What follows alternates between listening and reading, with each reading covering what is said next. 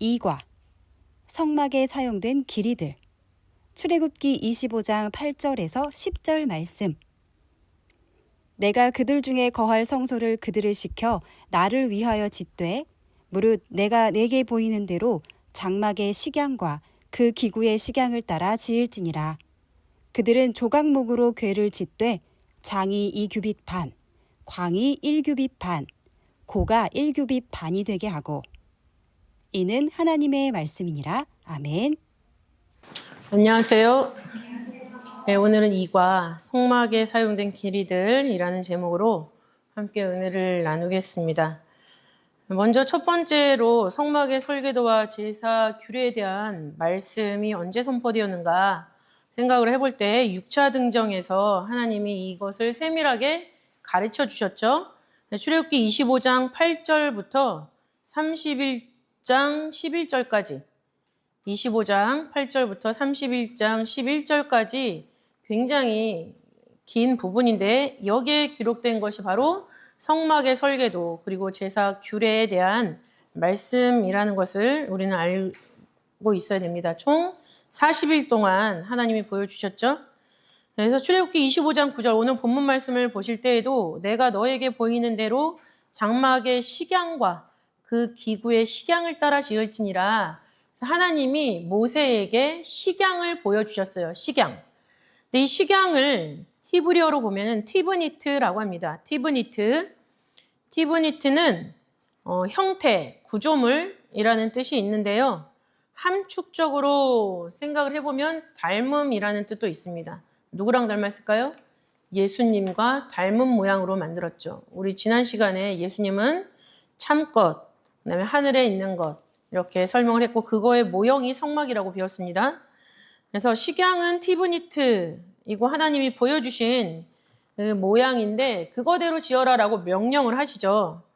근데 이것이 출애굽기 26장 30절에서도 그대로 말씀을 하고 계시는데 너는 산에서 보인 식양대로 성막을 세울지니라 이게 말씀을 하고 있어요. 근데 여기서 사용된 식양은 한글로 봐서는 똑같은 식양이라는 단어를 썼지만은 원어로 보면은 좀 다른 단어입니다. 26장 30절에서의 식양은 미쉬파트예요. 미쉬파트 많이 들어보셨죠? 하나님의 말씀을 의미하는 10말씀 중에 한 단어인데 미쉬파트, 판결, 명령 이라는 단어를 사용하고 있는 거죠. 그래서 하나님이 모세에게 보여주신 그 식양은 이제 백성들이 실천해야 되는 하나님의 명령이 되고 있는 거예요. 그래서 이 식양이라는 것을 단순히 우리가 설계도, 성막의 도면 이 정도로만 생각하면 되는 것이 아니라 이스라엘 백성들이 지켜야 하는 하나님의 명령이다라는 것까지 우리가 깨달아야지 이 성막을 말씀대로 짓는 것이 너무나 중요하구나. 말씀대로 짓는 것이 바로 우리의 삶 속에 말씀대로 살아나가는 것을 훈련시키는 과정이었다. 이렇게 우리가 깨달을 수가 있게 되는 것입니다. 그리고 출애굽기 39장 32절 말씀 보시면 이스라엘 자손이 이와 같이 성막 곧 회막의 모든 역사를 준공하여 여호와께서 모세에게 명하신 대로 다 행하고 라고 결론이 나고 있죠. 그래서 하나님이 보여주신 식양이 이스라엘 백성들에게 명령으로 전달이 됐고 이스라엘 백성들은 그 명령을 다 준행했다. 이렇게 성경은 말씀을 하고 있습니다. 이 말씀처럼 하나님이 우리의 삶의 모양새도 이미 정해주신 식양이 있는 거죠. 그래서 그 식양은 우리가 반드시 실천해야 되는 하나님의 명령이 되겠습니다. 그 명령대로 다 준행해서 성막이 세워진 날짜가 언제냐면 출애굽기 40장 17절 말씀 보면 주전 1445년 1월 1일 주전 1445년 1월 1일에 성막이 세워졌다. 이렇게 말씀을 하고 있고 이 첫 번째 건립된 성막은 언제까지 계속 세워져 있었는가 라고 봤을 때 약 50일 동안 세워져 있었습니다. 왜냐하면 민수기 10장 11절 말씀 보면 제2년 출애굽 원년 2년이죠. 출애굽 2년 주전 1445년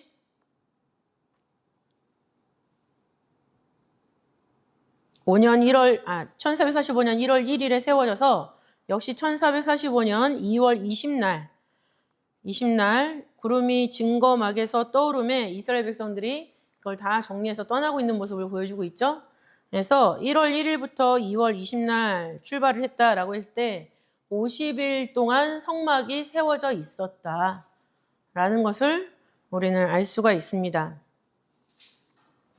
그러면 이 성막에 사용한 길이의 기준을 한번 보게 되면 여러 가지 기준이 나와 있죠. 한 손가락이라는 길이가 있습니다. 한 손가락은 손가락의 길이를 말하는 게 아니라 손가락의 폭을 말하는 거죠. 손가락 옆에 폭, 그래서 약 1.9cm를 의미하고 손바닥, 한 손바닥이 있는데 이 한 손바닥도 여기 손목 있는 부분부터 손끝까지의 길이가 아니라 이 폭을 말하는 거예요. 여기 손바닥, 가로. 그래서 그 손바닥의 폭이 약 7.6cm. 이 한 손바닥의 길이를 가지고 있는 성막의 그 성물은 뭐냐면 진설병을 두는 상이 있잖아요. 그 상에 턱이 이렇게 있게 되는데 그 턱이 바로 한 손바닥 그 높이로 세워져 있었다라고 되어 있고요. 그다음에 한 뼘이 있습니다. 한 뼘은 손가락을 쫙 펴서 이렇게 재는 거죠. 약 22.8cm인데 이 한 뼘 길이로 제작된 것이 뭐냐면 대제사장 가슴에 있는 흉패 있죠. 흉패의 가로 세로 길이가 한 뼘. 그리고 우리가 가장 대표적인 길이로 알고 있는 것이 뭘까요? 규빗이죠. 한 규빗은 45.6cm로 우리가 알고 있습니다. 팔꿈치부터 손끝까지 전완근이라고 되어 있더라고요. 원어로 보니까. 전완근, 여기서 여기. 그래서 한 규빗은 45.6cm인데 이 규빗이라는 단위는 노아 방주 때도 사용이 됐고 그다음에 솔로몬 성전에서도 사용이 되고 솔로몬 성전을 개축한 스룹바벨 성전에서도 이 한 규빗 45.6cm는 그대로 사용이 되고 있는 그런 단위입니다. 그러면 우리가 이 성막의 기본 단위를 한 규빗이라고 했을 때 이것은 과연 구속사적으로 어떤 의미를 가지고 있고 어떤 경륜 속에서 우리가 이해를 해야 될 것인가 생각을 해봐야 되겠죠. 그래서 한 규빗을 우리가 손바닥의 그 길이로 바꿔서 보면은 한 손바닥이 7.6cm라고 그랬죠? 그죠? 거기다가 6을 곱하면 6배를 하면은 45.6cm가 나옵니다. 그죠? 그러니까 한 규빗은 몇 손바닥이에요? 6손바닥이 되는 거죠. 왜 우리가 손바닥을 기준으로 얘기를 하게 되냐면 에스겔 성전에서의 규빗은 그 구약 성막에서 사용된 1규빗에 한 손바닥을 더한 거예요. 손바닥이라는 거가 추가가 되면서 에스겔 성전의 기본 길이 단위가 나오기 때문에 우리가 손바닥이라는 것으로 통일해서 보겠다는 얘기죠. 그렇게 된다면 성막에서 사용했던 한 규빗은 6손바닥이다. 6이라는 숫자는 타락수죠. 왜냐하면 여섯째 날 사람을 창조하셨는데 그 사람이 창조한 것을 우리는 창세기 1장 26절부터 31절 그리고 창세기 3장 6절에서 확인할 수가 있습니다. 하나님 명령에 불순종했죠. 그 명령에 불순종한 과정 속에서 가장 큰 패착이 뭡니까? 신앙 전수를 제대로 하지 못했다. 남자가 그 하나님 명령 이후에 돕는 배필로 받은 그 여자에게 하나님의 명령을 제대로 확실하게 가르치지 못했기 때문에 그 여자가 잘못된 열매를 가져온 거죠. 잘못된 열매를 가져왔을 때 그것이 그 남자가 먹어야 되는 열매. 그래서 그것을 먹었다라는 겁니다. 만약에 제대로 가르쳤으면, 제대로 교육을 받았으면 어떤 열매를 가져왔을까요? 생명나무 열매를 가져와서 그것을 가르친 자가 먹을 수가 있었겠죠. 그러니까 지금도 우리가 가르침을 받은 자들로서 하나님이 원하시는 정확한 열매, 생명 열매를 따가지고 하나님 앞으로 가야 되는 거예요. 그것이 바로 말씀을 가지고 돌아오라 라고 말씀하시는 하나님의 음성인 거죠. 그래서 사람이 타락을 했습니다. 타락한 사람에게 창세기 3장 19절 말씀 보니까 너는 흙이니 흙으로 돌아갈 것이니라 말씀하고 있는데 내가 너를 흙에서 취해서 이렇게 생명을 만들어줬는데 네가 타락했으니까 넌 다시 흙으로 돌아가. 이게 아닙니다. 이 말씀은 아담의 그 현재성을 말씀해주고 있는 건데 그 현재성이라는 것은 흙이라는 거죠. 타락한 아담의 모습, 하나님 말씀에 순종하지 않은 사람의 모습은 흙. 근데 그 흙이 무엇이냐? 예레미야 17장 13절 말씀 보시면은 이스라엘의 소망이신 여호와여 무릇 주를 버리는 자는 다 수치를 당할 것이라. 그 남자 여자가 죄를 지은 다음에 창피해가지고 옷을 입었잖아요. 그러면서 무릇 여호와를 떠나는 자는 흙에 기록이 되오리니 이는 생수의 근원이신 여호와를 버림이니이다 말씀하고 있습니다. 그래서 너는 흙이니 흙으로 돌아가라 하신 그 말씀은 아담의 모습이 하나님을 버린 모습, 생수의 근원이신 하나님을 버린 모습이라는 것을 하나님이 다시 한번 각인을 시켜주고 계시는 것이죠. 그래서 이렇게 타락을 했기 때문에 여섯째 날 지은 인간의 타락은 6이라는 숫자를 타락수로 만들어 버립니다. 타락수. 이 타락한 수는 성경에 계속 내려오고 있는 수가 되는 거죠. 그래서 이것은 계시록 13장 17절 18절 말씀에 짐승의 수 또는 사람의 수라고 표현을 하고 있습니다. 계시록 13장 17절 18절 말씀 누구든지 이 표를 가진 자 외에는 매매를 못하게 하니 이 표는 곧 짐승의 이름이나 그 이름의 수라. 지혜가 여기 있으니 총명 있는 자는 그 짐승의 수를 세어보라. 그 수는 사람의 수니 666이니라. 이렇게 말씀을 하고 있죠. 그래서 666에 대한 괴담들이 엄청나게 많이 있습니다. 근데 이 숫자가 왜 중요하냐? 하나님은 성경에서 숫자를 굉장히 많이 언급을 하고 계시는데 숫자가 왜 중요하냐면은 히브리어는 원래 숫자랑 상관없이 진행이 됐던 그런 문자예요. 근데 이게 헬라 시대의 지배를 받잖아요. 근데 헬라의 문자는 수랑 관련해서 그 단어, 그 스펠링마다 숫자가 명명돼 있었다라는 거죠. 그래서 그 영향을 받아서 히브리어도 그 숫자가 연결되어서 이제 문자가 다시 의미가 재해석되는 그런 과정을 거쳤다라고 되어 있습니다. 그래서 제가 언젠가도 말씀을 드렸지만 알파벳 A부터 Z까지 6의 배수로 쭉 값을 설정을 하시고 컴퓨터 있죠? 컴퓨터에 해당하는 값을 다 더하시면 666이 나와요. 그거는 제가 중학교 음악 시간에 음악 선생님이 가르쳐줘서 진짜 그때 계산을 해봤었어요. 근데 그러는 것처럼 이 666은 뭔가 문명의 발달. 그래서 나온 게 터미네이터잖아요. 그 기계가 의식을 갖게 되면은 자기가 옳다라고 생각하는 방향으로 지구를 다스리게 되고 그 다음에 그 어벤져스에서도 타노스 인류가 너무 복잡해서 공해도 많고 문제가 많아. 그러니까 인류를 줄여야 돼. 그러니까 자기 마음대로 생각해서 탁 쳐가지고 인류를 막 죽이잖아요. 무작위로.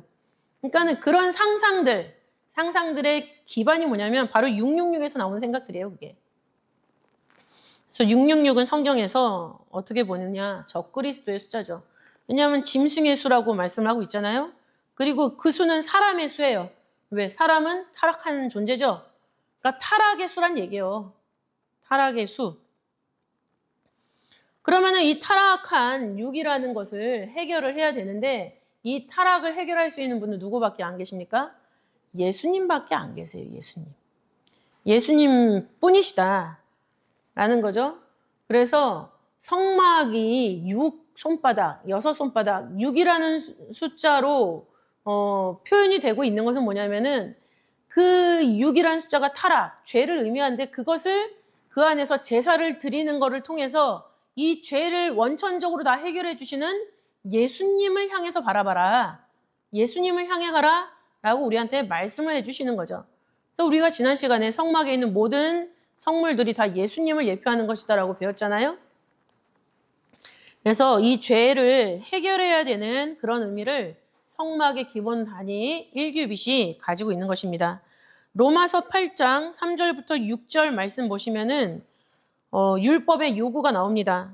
거기서 특별히 먼저 3절, 4절을 보시면은 죄를 인하여 자기 아들을 죄 있는 육신의 모양으로 보내요.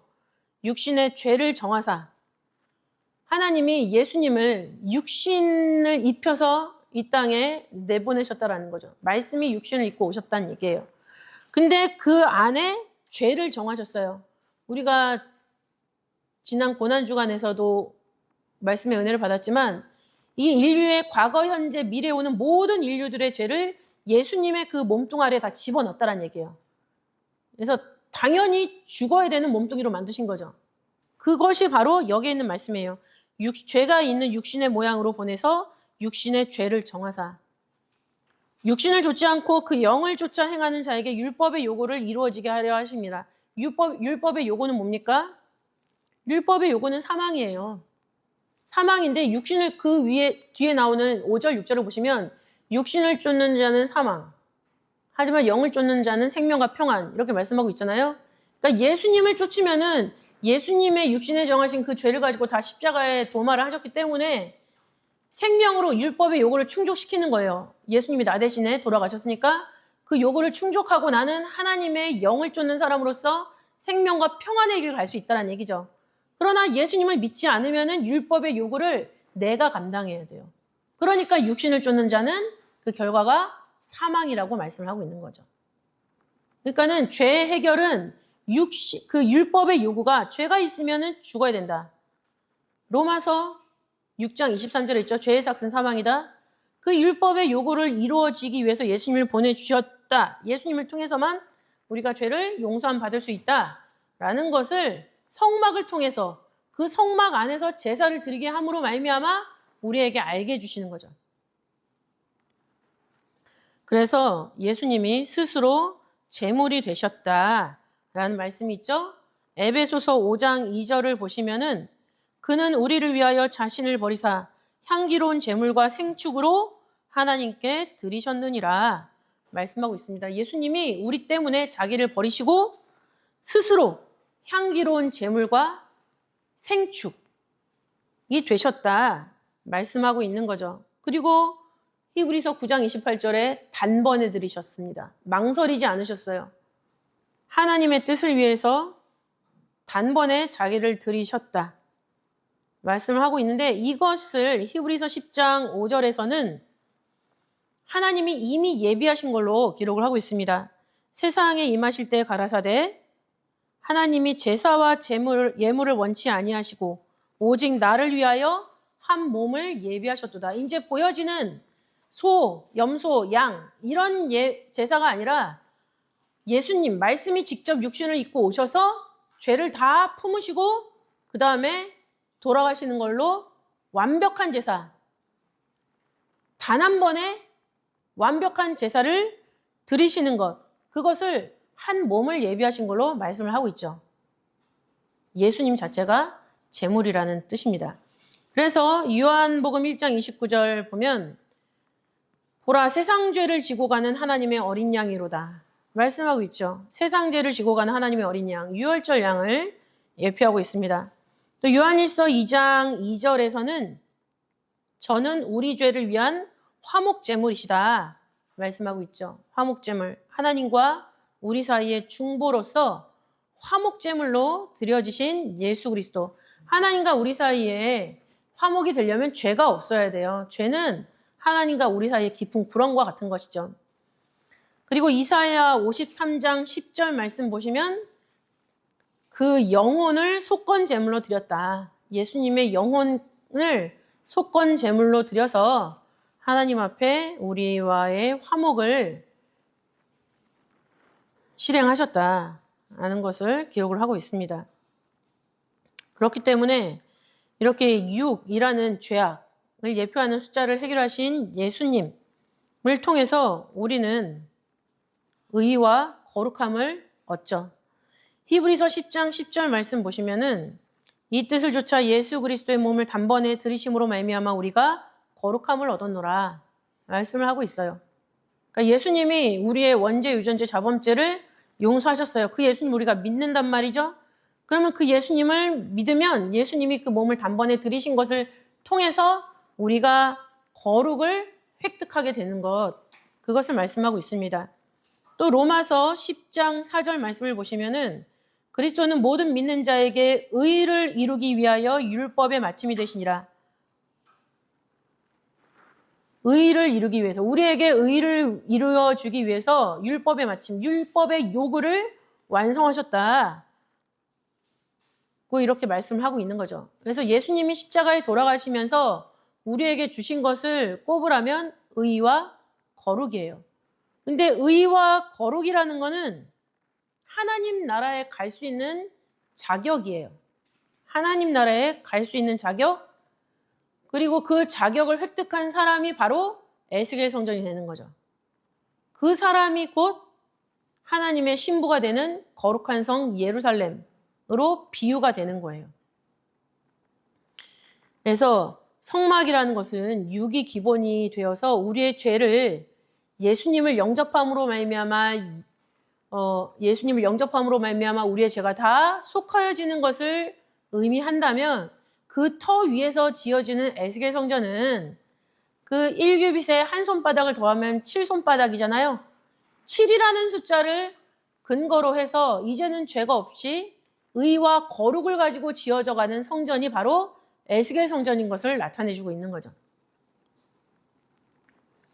그래서 지금 살아가는 우리의 모습에서 발견돼야 되는 것은 의와 거룩이에요. 다른 거는 있어서는 안 됩니다. 의와 거룩이 아닌 다른 것이 있다면 날마다 회개해야 되죠. 날마다 회개해야 되고 내 모습을 고치려고 부단히 노력하고 애쓰면서 살아야 돼요. 이게 무슨 자다가 남의 다리 긁는 그런 소리가 아니라 진짜 내가 해결해야 되는 게 무엇인가 자기가 알아요. 누가 설명해 주지 않고 자기가 제일 잘 압니다. 그럼 그거를 쭉 써놓고 실천하기 쉬운 것부터 하나하나 실천하면 가장 실천하기 쉬운 걸 하나 실천하면 그 다음 단계가 오죠. 그러면 나머지 중에서 또 그게 다시 가장 실천하기 쉬운 일이 되는 거죠. 그거 갖다 하나하나 실천해 나가면서 내가 믿음이 아주 단단해지는 거죠.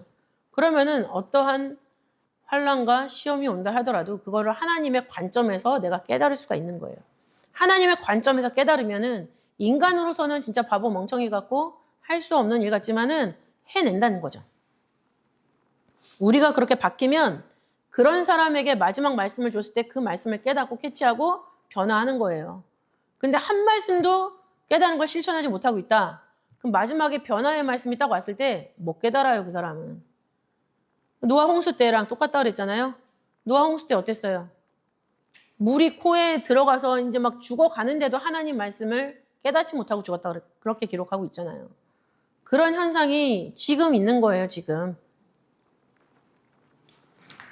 어제 일본에 큰 지진이 있을 거라고 예고된 날이었죠. 그죠? 근데 연기가 상공 5,000m까지는 올라갔다 하더라고요. 어디선가. 그래서 비행기에서 그걸 촬영한 사진이 있더라고요. 어젠지 그젠지 모르겠지만 그렇게 사람들이 세상의 종말에 집중을 하고 있습니다. 어느 순간에 무슨 일이 일어날지 예측이 안 되는 거예요.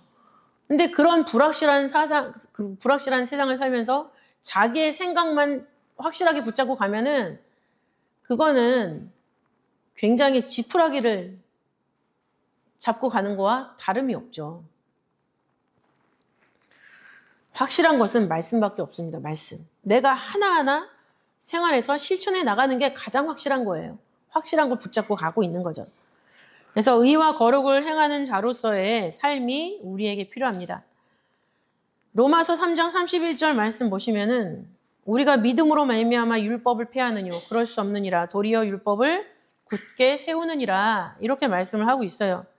왜냐하면 율법을 사람들이 말하기를 예수님이 오시기까지 율법이 필요한 거면 예수님을 만났으면 이제는 율법은 필요 없는 거 아니냐라고 얘기를 해요. 필요 없다라는 것은 뭐냐면 그 의미는 뭐냐면 그걸 마스터했기 때문에 필요 없는 거예요. 우리가 어떤 책을 달달 외우고 있어요 이미. 그럼 그 책을 계속 가지고 있습니까? 아니죠. 내 머릿속에 있잖아요. 머릿속에 있는 것은 내 행동으로 나오게 돼 있어요. 그러니까는 율법이 이제 필요 없다라는 것은 거기에 기록된 것을 다 지키지 않아도 된다라는 게 아니라 예수님을 믿음으로 말미암아 그건 이미 내 삶에 자유롭게 실천할 수 있는 내가 신경 쓰고 불편하게 실천이 되는 게 아니라 너무나 당연하게 실천하는 그런 사항들이 됐기 때문에 더 이상 텍스트로는 필요하지 않는 거죠. 내가 그 텍스트가 됐기 때문에. 그것이 바로 도리어 율법을 굳게 세우느니라 라는 의미가 되겠습니다. 공동번역에서는 그러면 우리가 믿음을 내세운다고 해서 율법을 무시하는 줄 아십니까? 절대로 그렇지 않습니다. 오히려 율법을 존중합니다. 그 터 위에 있다는 거죠. 그리고 그 율법을 지키는 행위가 우리에게 의로움과 거룩함을 준다. 이렇게 성경은 말씀을 하고 있어요. 로마서 2장 13절 말씀 보시면은 하나님 앞에서는 율법을 듣는 자가 의인이 아니요 오직 율법을 행하는 자라야 의롭다 하심을 얻으리니 기록을 하고 있어요. 율법을 행해야 되는 것으로 말씀을 하고 있죠. 로마서 2장 27절 본래 무할례자가 율법을 온전히 지키면 의문과 할례를 가지고 율법을 범하는 너를 판단치 아니하겠느냐. 의문은 종이 증서를 말하는 거예요. 그러니까 무할례자가 할례를 안 받았어요. 할례를 안 받았지만 율법을 온전히 지켜요. 그러면 그 사람이 성경에 대한 종이 문서를 가지고 있어요. 그리고 할례를 받았어요. 그 사람이 갖고 있으면서 율법을 범한다는 거죠. 그 사람보다 훨씬 낫다고요. 어떤 믿음의 형식, 직분 다 가지고 있는데 정작 그 삶에서 그 갖고 있는 것들을 실천하는 모습이 하나도 안 보인다. 그럼 그 사람보다 직분이 없어도 말씀을 온전히 지키는 그 사람이 훨씬 더 하나님은 귀하게 보신다. 이렇게 말씀하고 있는 거죠. 로마서 7장 12절은 율법도 거룩하며 계명도 거룩하며 의로우며 선하도다. 그러니까 율법을 온전히 지킴으로 말미암아 우리에게 의와 거룩을 우리 몸에 또 우리의 마음에 채울 수 있다. 이렇게 말씀하고 있는 것입니다. 그래서 의와 거룩을 행하는 자로서의 삶, 무엇을 해야 되는가? 어려우면 10계명에 기록된 것을 그냥 지키시면 되는 거예요. 10계명에 있는 것만 지켜도 대단한 거죠. 그리고 의와 거룩을 행하는 사람들은 하나님의 뜻을 성취한다 이렇게 말씀을 하고 있습니다. 이사야 50장 10절 말씀은 아까 읽어드렸죠. 그 영혼을 속건제물로 드리기에 이르면 그가 그 씨를 보게 되며 그 날은 길 것이요 또 그의 손으로 여호와의 뜻을 성취하리로다 말씀하고 있습니다. 예수님이 우리를 위해서 영혼을 속건제물로 드렸어요. 근데 그 영혼이 내 속에 있다라는 거죠. 그럼 나는 예수님이 속건제물을 통해서 본 씨가 되는 거예요. 우리 각자 씨. 근데 이 씨가 된 우리가 뭘 성취해요? 하나님의 뜻을 성취하는 거죠. 지금 우리 교회가 구속사의 완성을 성취를 위해서 달려가고 있지 않습니까? 그러니까 그런 스토리를 품고 있어요. 그래서 성막을 통해서 예수님을 정확하게 만나야 되고 예수님을 정확하게 만나게 되면은 의와 거룩으로 하나님의 말씀을 실천하는 사람이 되고 말씀을 실천하는 그 끝에는 하나님 뜻의 성취가 남는다. 이렇게 정리를 할 수 있겠습니다. 그러면 우리가 성막의 기본단위 1규빗의 구속사적 의미와 경륜이라고 말씀드렸잖아요. 이것을 통해서 타락의 수 666을 어떻게 할 것인가. 그것을 떼어버려야지 우리의 의와 거룩이 완성이 될 텐데 어떻게 떼어버릴 수가 있는가. 그래서 통상적인 여태까지 우리 교회에서 해왔던 이 666에 대한 말씀 뭐냐면 666은 600 더하기 60 더하기 6이죠. 그거는 타락수가 60이 되고 600이 되고 점점 죄악이 심화되는 것을 의미를 하고 있어요. 근데 600을 어떤 식으로 떼어버리냐면 노아 600세 홍수가 있잖아요. 이거는 아주 큰 육적인 분리를 말하는 거죠. 그죠? 육적인 심판이 일어났습니다. 물론 영적으로 타락했기 때문에 일어난 심판이죠. 그래서 영육혼과 관련된 큰 심판의 역사가 이미 한 번 있었어요. 근데 그 노아 600세에 있었던 그 홍수 사건을 예수님께서는 인자의 때도 이런 일이 있겠다라고 말씀하고 있습니다. 마태복음 24장 37절 말씀 보시면 노아의 때와 같이 인자의 임함도 그러하리라 기록을 하고 있죠. 그래서 예수님을 통해서 모든 죄와 분리가 되는 역사가 있다. 이것을 말씀하고 있어요. 그래서 예수님께서 오셔가지고 우리의 원죄, 유전죄, 자범죄를 다 해결해 주셨잖아요. 그 사건. 그래서 예수님이 600을 해결해 주셨다. 이렇게 말씀을 하고 있는 거죠. 그러면 나머지 66이 나오죠. 66은 느부갓네살이 금신상을 하나 세웠는데 그 금신상의 키가 60규빗이고 너비가 6규빗이에요. 합하면 66규빗이죠. 다니엘 3장 1절에 말씀을 하고 있습니다. 느부갓네살 왕이 금으로 신상을 만들었으니 고는 60규빗이요 광은 6규빗이라. 66규빗이에요. 근데 이것을 뜨인 돌이 쳐서 부서뜨립니다. 다니엘 2장 34절 말씀 보면 사람의 손으로 하지 아니하고 뜨인 돌이, 이 뜨인 돌은 말씀을 의미하죠. 그죠? 고린도전서 10장 4절 보면 반석은 말씀. 그 다음에 할례 때 사용된 차돌도 말씀. 뜨인 돌이 신상의 철과 진흙에 발을 쳐서 부서뜨리매. 발을 쳤다. 왜 하필은 발일까? 이것은 단순히 발이 아니라 마지막 시대 때 여러 나라들이 스스로 세력을 갖추고 분주히 경제의 발전도 도모하고 정치의 발전도 도모하고 서로 자신의 힘을 기르는 시대, 지금의 시대죠. 이 시대에 마지막 시대에 하나님 말씀의 역사가 딱 있었을 때 그 사람으로 구축된 모든 시스템이 다 무너질 것을 말하고 있는 거예요. 그리고 금신상은 우상숭배죠. 하나님이 아닌 다른 것을 섬기는 모든 것들. 하나님이 아닌 다른 것에 보다 더 방점을 두고 집중하는 그런 모습들. 지금 팽배히 있잖아요. 그것에 대해서 말씀이 마지막 때 순식간에 정리하는 역사가 있다. 라고 해서 이 66을 떼어내는 것은 말씀의 역사로 이루어지는데 성경이 몇 권입니까? 66권이죠. 구약 39권, 신약 27권, 합해서 66권입니다. 말씀을 의미하죠. 그래서 고린도전서 15장 51절 말씀 보시면 우리가 다 잠잘 것이 아니요 마지막 나팔의 순식간에 호련이 다 변화하리니. 마지막 때 나팔이 울려 퍼지는데 이 마지막 나팔도 마지막 선포되는 말씀이죠. 마지막 선포되는 말씀을 통해서 변화할 사람은 변화하고 그렇지 못한 사람은 이제 분리가 돼서 이제 지옥불에 떨어지는 거죠. 그래서 이 역사도 말씀의 역사로 말미암아 진행이 된다. 그래서 이 666이라는 숫자는 하나님의 구속 역사의 성취를 따라서 다 해결이 될 거예요. 그러면 66 성경책 마지막 순간까지도 성경책을 내 품 안에 안고 있으면은 이 성경이 나를 구원할 것인가? 아닙니다. 이 성경이 내 안에 기록이 되어 있어야죠. 성경이 내 안에 기록이 되어 있다라는 것은 뭐냐면 내 마음에 내 영혼의 가치관이 성경이란 얘기예요. 가치관이 성경이 되면 내가 말하고 행동하는 모든 것이 말씀에 의해서 말하게 되는 것이고 말씀의 기준에서 행동하게 되는 거예요. 나의 모든 선택이 말씀에 의하여 말씀에 근거하여 결정이 된다는 거죠.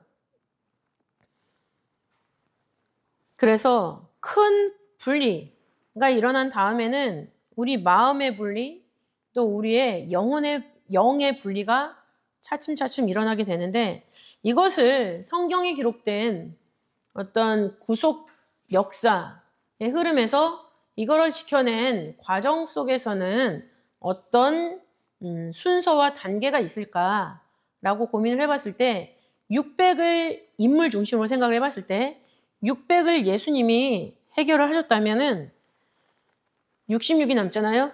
60 더하기 6. 했을 때 그 60이라는 것은 아브라함이 뗀 것이다 라고 생각할 수가 있습니다. 아브라함이 언제 60이라는 수에서 뭘 해결했느냐. 아브라함과 데라의 관계를 통해서 아브라함의 마음이 하나님의 뜻을 선택하면서 출발한 때가 있었어요. 그게 뭡니까? 아브라함 75세 때죠? 아브라함 75세 때 본토 친척 아비 집을 떠나라. 하란에서의 출발을 말하고 있어요. 하란에서 못 떠나고 있었던 이유가 뭡니까? 아버지 때문에. 그죠? 그래서 사도행전 7장을 보시면은 아브라함이 하란에 거하다가 그 아비가 죽음에 하나님이 그를 가나안 땅으로 옮겼다라고 말씀하고 있죠. 근데 여기서 지금 하란을 떠날 때 아브라함이 75세인데 이때 데라는 145세예요. 실제로. 145세인데 데라가 죽은 나이는 205세라는 거죠. 그러니까는 사도행전 7장의 기록은 데라가 죽었다라고 말하고 있지만 사실은 데라가 죽지 않았어요. 그러나 어디서 죽었습니까? 아브라함 마음에서 데라보다도 하나님의 뜻을 선택한 아브라함의 마음을 그렇게 설명을 하고 있는 거죠. 하나님의 뜻을 먼저 선택해서 하나님의 뜻을 먼저 이루어 드리고자 하는 아브라함의 마음. 그게 이제 아브라함의 가치관이 된 거죠. 그 상황을 사도행전에서는 아비가 죽었다 라고 표현을 하고 있는 것입니다. 근데 실제로 데라가 죽은 것은 몇 세예요? 205세. 그럼 몇 년의 차이가 있죠? 60년이죠. 그래서 그 60이라는 숫자가 아브라함 마음에서 완전히 떨어져 나간 기간. 그래서 아브라함은 60을 뗐어요. 데라가 205세를 향수했다라는 근거 창세기 11장 32절에 있고요. 그 다음에 창세기 11장 26절 보시면 데라가 70세에 아브라함을 낳았어요. 70세에 아브라함을 낳았기 때문에 아브라함 75세에 데라는 145세가 된다라는 근거가 되겠죠. 그러면 남아있는 게 뭘까요? 6이에요. 6. 6은 우리가 떼야죠. 예수님과 아브라함이 600과 60을 떼어줬다면 6은 우리가 떼야 되는 수예요. 우리가 아무것도 안 하고 가만히 있으면서 영원한 생명을 얻을 수는 없습니다. 우리도 해야 되는 일이 있는 거죠. 요한계시록 12장 9절과 11절 말씀 보시면은 큰 용이 내어 쫓기니 옛뱀 곧 마귀라고도 하고 사단이라고도 하는 온천하를 꿰는 자라 땅으로 내어 쫓기니 그의 사자들도 저와 함께 내어 쫓기니라 이렇게 말씀하고 있어요. 지금 이 땅은 사단, 옛뱀, 마귀, 큰 용이 지금 움켜쥐고 있죠. 근데 그 공간과 시간에서 우리가 살고 있어요. 그럼 우리는 어떻게 살 것인가? 이들과 싸우면서 살아나가고 있는 거죠. 너무 힘들잖아요. 근데 그 싸울 때 우리의 무기가 뭡니까? 말씀이에요. 요한계시록 12장 11절에 말씀하고 있죠. 또 여러 형제가 어린 양의 피와 자기의 증거하는 말을 인하여 저를 이기었으니 그들은 죽기까지 자기 생명을 아끼지 아니하였도다 이렇게 말씀하고 있습니다. 저를 이기었다 했을 때 그 저는 12장 9절에 있는 땅으로 내어 쫓긴 큰 용, 사단 마귀 옛뱀이에요. 그것이 우리들을 미혹한단 말이에요. 유혹해요. 내가 가장 연약한 부분을 들어서 나를 흔들어요. 그러나 말씀의 가치관만 제대로 있으면 싸워서 이길 수 있다는 거죠. 근데 그 싸워서 이기는 게 쉽지만은 않아요. 죽기까지 자기 생명을 아끼지 않고 싸웠다라는 거죠.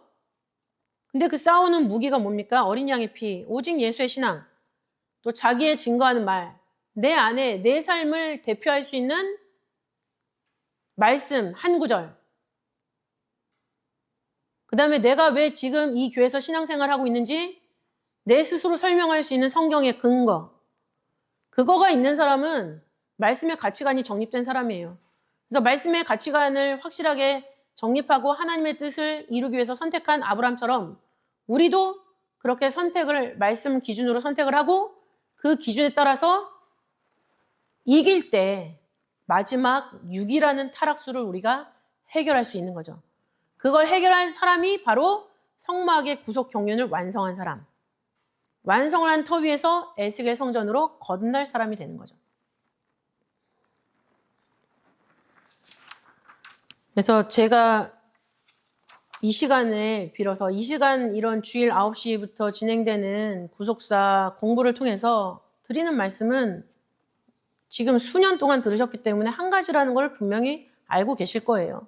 하나님이 우리를 통해서 우리가 할 수 없는 걸 해주시지만 그게 구축이 됐다라고 했을 때는 그때는 내가 받은 말씀의 은혜와 내 안에 새겨진 말씀의 가치관을 가지고 내가 말씀을 순종하면서 지키면서 살아나가야 되는 거죠. 그 모습이 있을 때 우리가 하나님이 원하시는 그 장소에 능히 도착할 수가 있습니다. 우리가 그럼에도 불구하고 부족하고 연약한 부분이 완전히 해결되진 않아요. 해결되진 않지만 내가 말씀 앞에 진심을 가지고 충성을 다하려고 한순간도 빠지지 않고 노력하면서 살 때, 기도하면서 살 때 하나님이 채워주시는 역사, 그거가 있다는 거예요. 그게 마지막 가져오시는 은혜가 되는 거죠. 우리가 그걸 소망 삼아서 이렇게 신앙생활을 하고 있습니다.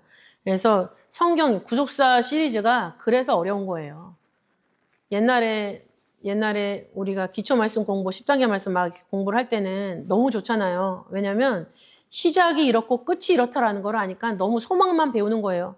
나를 이렇게 구원해 주셨구나. 기쁘잖아요. 근데 우리를 그 나라에 영원한 생명을 주신다. 변화한다. 너무 좋잖아요.